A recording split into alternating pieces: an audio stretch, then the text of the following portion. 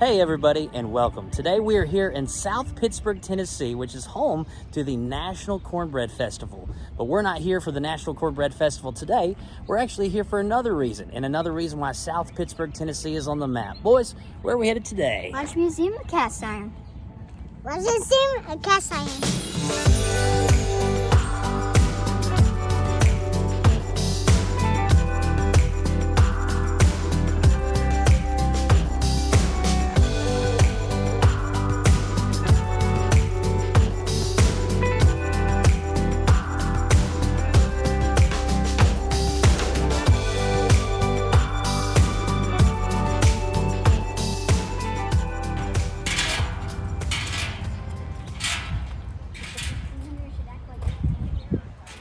So if you've ever wondered where the name Lodge Cast Iron comes from, it comes from this gentleman, Joseph Lodge.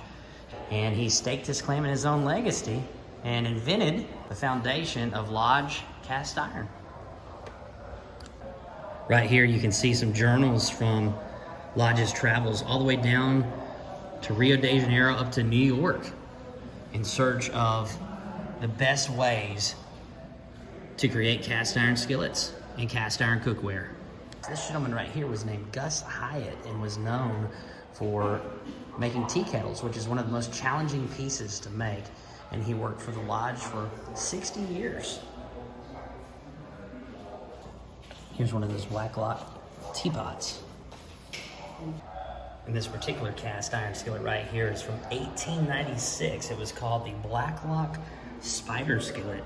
And you can still see on top there where it says South Pittsburg, Tennessee.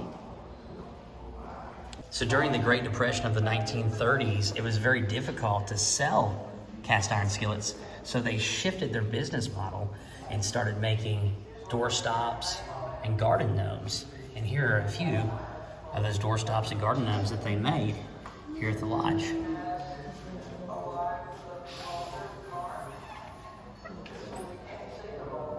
So it wasn't until 2002 that the Lodge started pre-seasoning all of their cast iron products for customers. So this is not really new, but relatively new, historically speaking, for the Lodge to be pre-seasoning everything. And they were the first to do it in the cast iron cookware industry. And if you ever wonder why they call them irons, here's what an iron used to look like before the modern day electrical irons that we take for granted today. It was many years ago, I don't know how many years ago, but we had a 4th of July party and made some great chili in a Dutch oven similar to this. How many years ago was that? Probably about 18, 19 years ago. Wow. Here's another fascinating fact. So at the Lodge factory, to get the patterns needed, such as this cast iron pattern here, what they have to do is they use the ancient method of sand casting, but in a modern, fully automated process. The sand is pressed into the pattern under a great amount of pressure, and it leaves any voids in the shape of the desired cookware. And since sand melts at a higher temperature than iron, it holds its shape when it comes in contact with molten iron. So what is unique about the Lodge cast iron is they actually season everything for you ahead of time. A consumer would have to take hours to season their cast iron in a conventional oven, and they're able to do it within a matter of minutes at much higher temperatures. So the products are immediately ready to be cooked with right outside the box.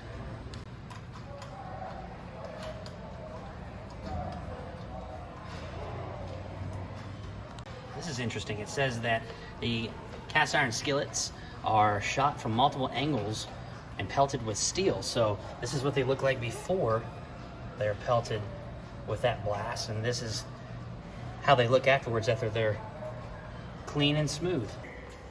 And here we are in South Pittsburg, Tennessee, and all of the areas that are shaded in yellow around the world represent the 70 countries out of 196 countries in the world where the Lodge cast iron cookware is distributed. Right here is an old wood stove, and I didn't know this. It says that Benjamin Franklin pioneered the enclosed cast iron design, and by the Industrial Revolution at the turn of the 20th century, wood stoves had become a new standard in modern homes. But I had no idea that Benjamin Franklin, who has invented so many things, and of course is the only non-president on any of our currency, any of our paper currency, I should say, Had so many inventions, and I had no idea that the enclosed cast iron design was invented by Benjamin Franklin. That is neat. Skillet here was created after the wildfires of 2016 in the Great Smoky Mountains. Of course, there's many lodge stores and outlets that are in the Great Smoky Mountain region. Henry, what are you cooking up for us? I'm cooking bacon. Bacon?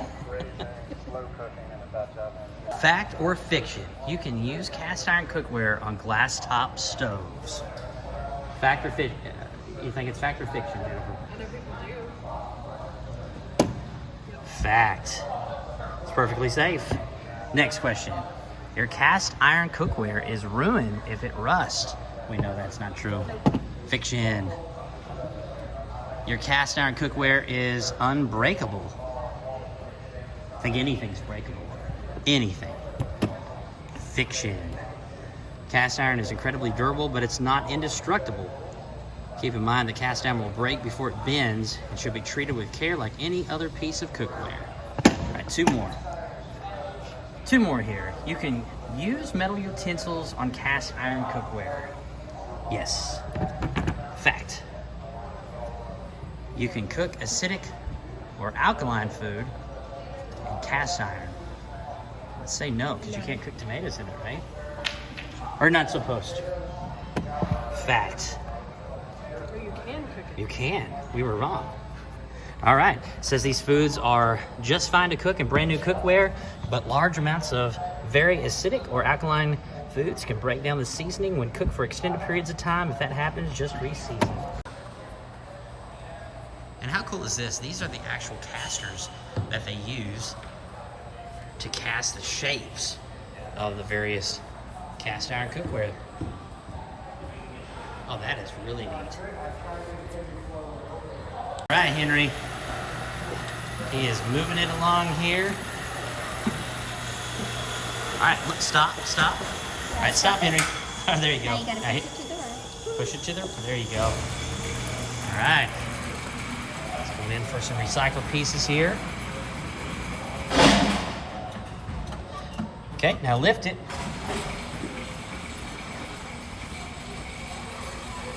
And nothing. I don't think that magnet's working. And here it is, guys. The world's largest cast iron skillet. It is 14,360 pounds. It is 12 feet in diameter, 18 feet long, and 2.5 feet deep. Imagine the amount of fried eggs you could fry up on this. It is back in action here. Gentry's gonna get some pig iron. You gonna lower it? Pull the handle left and right.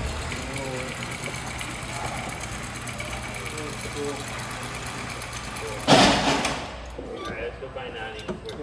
Raise it up. Oh, nothing. That was the Lodge Museum of Cast Iron. Henry, what'd you think about the museum? It's good. What was your favorite part? The bathrooms, they're yellow. Yeah, okay, so you never know what Henry's gonna say. So the inside of the bathrooms were yellow, and yellow is your favorite color. What about when you got to use the big magnet that didn't work, but it was that a lot of fun? Yeah. All right. It kind of worked. Okay. Like, I did everything right. It was like that cage was in there. Like, I just worked in there. Some of it was not in there. But here's this, something, but here's something. Like, the guy was in there, and then he said, I don't know what he said, but, he kind of did something. All right. So you had a fun time and enjoyed it. And the pants too. In the pans. You too. love the pans? Yeah. Okay. And Gentry, what'd you think about the Lodge Museum of Cast Iron?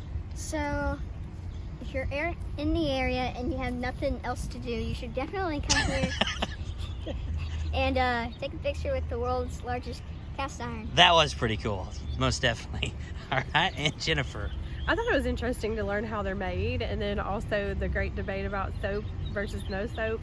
That was really neat, and just to see all the different types, because it, you know, makes you think, oh yeah, I remember this at, you know, my family member's house or anything like that. My great-grandmother, she was born in 1912. She's no longer with us, but my Granny Mencken, she always cooked with cast iron, always. And after she passed away, my great aunt, you know, she knew that I was very close with my great-grandmother, and she actually handed down one of the cast iron skillets that my great-grandmother used, and it still works to this day. It still cooks great. And I was personally one of those people years ago on the History Channel. They used to have a show that was called How It's Made, and I was just glued to that. I love the innovation, the processes that go into creating and manufacturing different goods, and this place was no different. I was glued to every single different display and the whole entire process that goes into it. It's not a very big museum at all. There were several displays that had no words, so it was just left to your imagination to what it was. But all in all, it's a cool place. It's $10 to get in. Henry was free if you're 5 and under. If you're above 5, it's $10 for each. I will say, if again, like Gentry said, I wouldn't probably go out of your way for this, but if you're in the area, it's definitely something that's cool to see. And guys, we look forward to seeing you on the next episode. And by the way, thanks for tagging along with us today, and we appreciate y'all. And we look forward to seeing you on the next episode of Every Day is